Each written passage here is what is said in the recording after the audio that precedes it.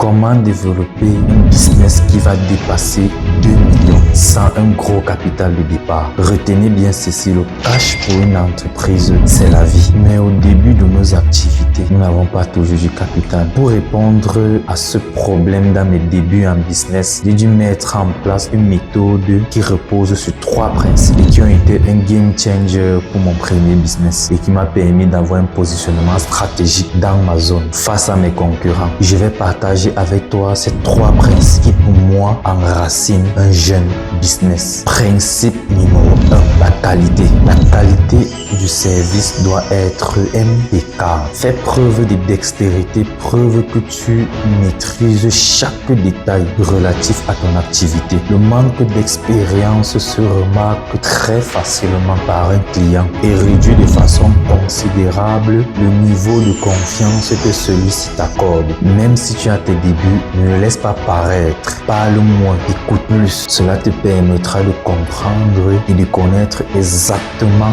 le besoin du client qui est en face de toi. Principe numéro 2, la quantité. Il s'agit ici de la quantité de services. Tu dois prendre l'habitude de rendre tous les services dont tu es capable en tout temps. Par exemple, si un client veut un service que tu es en mesure de fournir, fais-le ou trouve une solution. Le but ici est d'accroître le nombre de services rendus, ce qui boostera ton capital. Et à mesure que tu rends ces services, tu développes tes habiletés par la pratique et l'expérience. Principe numéro 3, l'esprit. Ce principe est pour moi le plus puissant car l'esprit avec lequel on donne un service est souvent plus décisif pour fidéliser que le service en lui-même. L'esprit du service signifie d'avoir une conduite agréable avec les clients la majeure partie du temps. Il est vrai que notre niveau d'énergie peut monter et baisser en fonction de nos émotions, mais cela ne doit pas affecter votre relation avec votre client et votre clientèle. L'importance d'une personnalité agréable a été soulignée dans plusieurs travaux de recherche parce qu'elle permet de rendre le service d'un esprit d'harmonie. Et lorsqu'on a une personnalité qui plaît et qu'on rend le service d'un esprit d'harmonie, cela compense souvent les insuffisances. En conclusion, vous devez retenir qu'un jeune businessman, commerçant ou entrepreneur ne peut pas mettre ses services en marché de manière permanente tant qu'il n'a pas étudié, analysé et compris ces principes. La qualité et la quantité des services rendus ainsi que l'esprit dans lequel ils sont rendus